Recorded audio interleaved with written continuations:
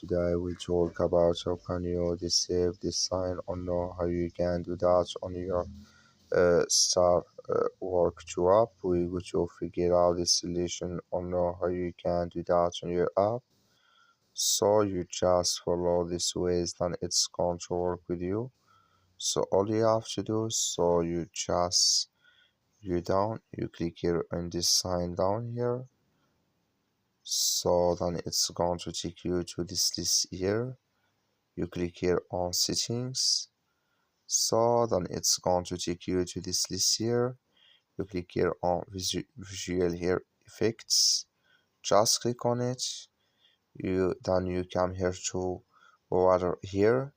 Just click in this sign. Like you see color here, it's gone. That's mean here water disabled with us now. That's all you have to do. That's all. Thank you for watching. Don't forget to support us by liking and subscribe.